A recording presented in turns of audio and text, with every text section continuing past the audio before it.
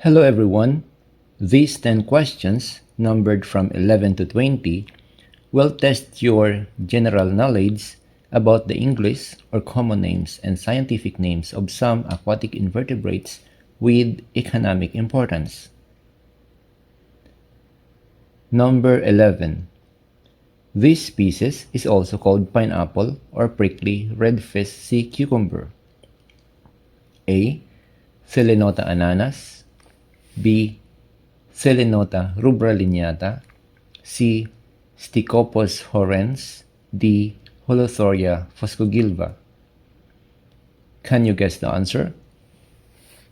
If not, here are the pictures. A. Selenota ananas. B.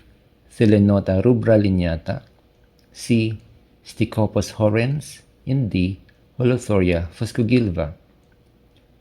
Can you now identify the species? If not, here's another hint.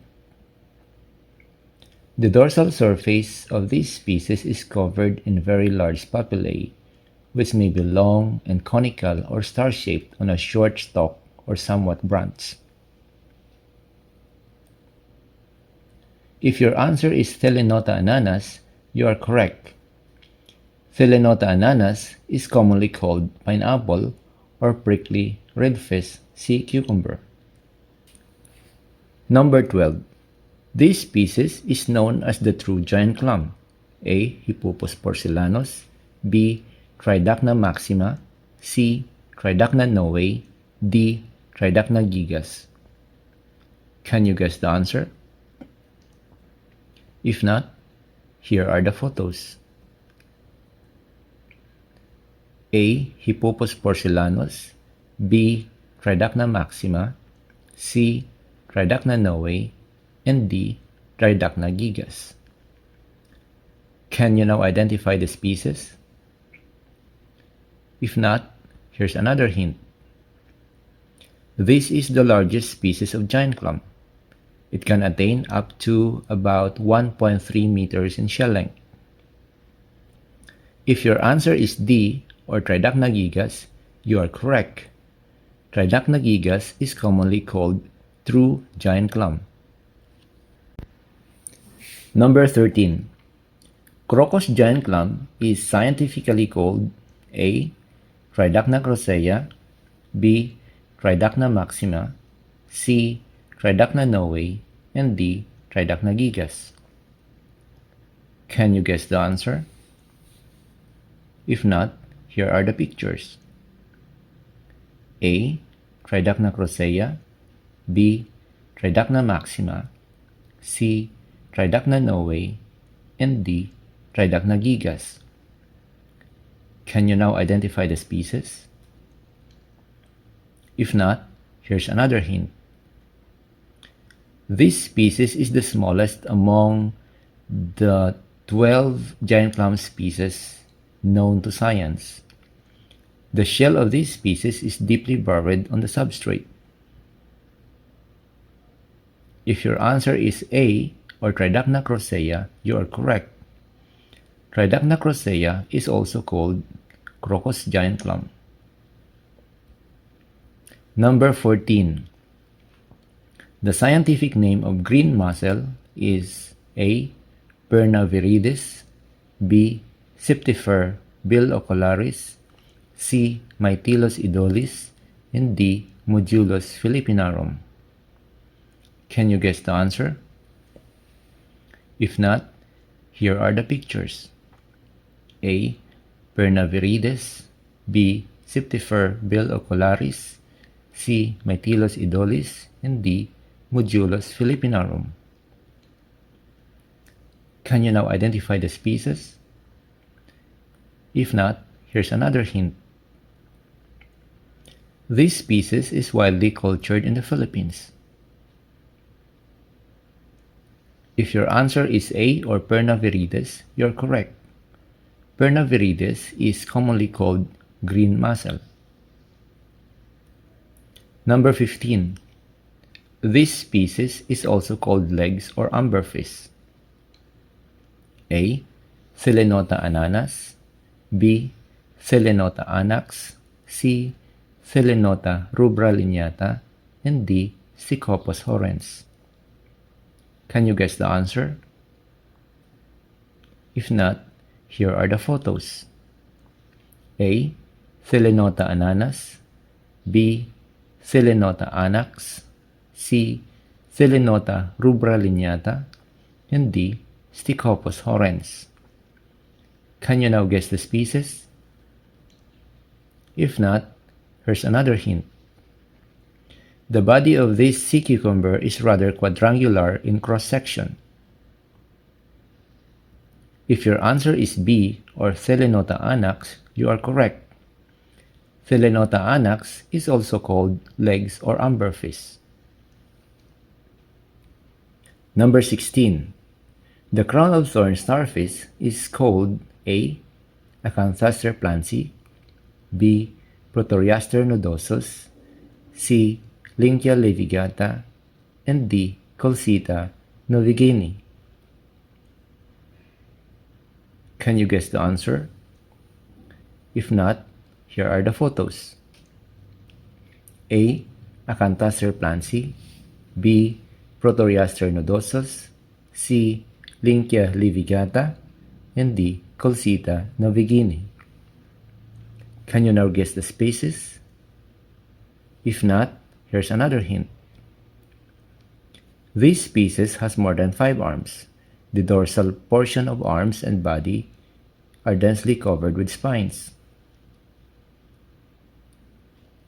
If your answer is A or Acanthaster plancy, you are correct. Acanthaster plancy is commonly called crown of thorn starfish.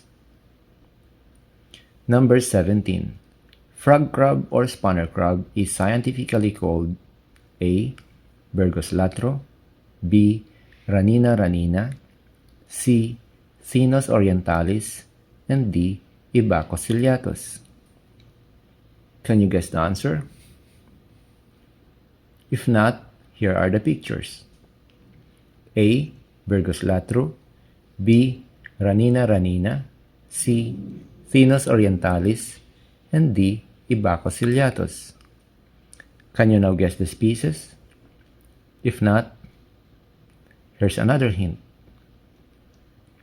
The carapace of this species is much larger than the abdomen.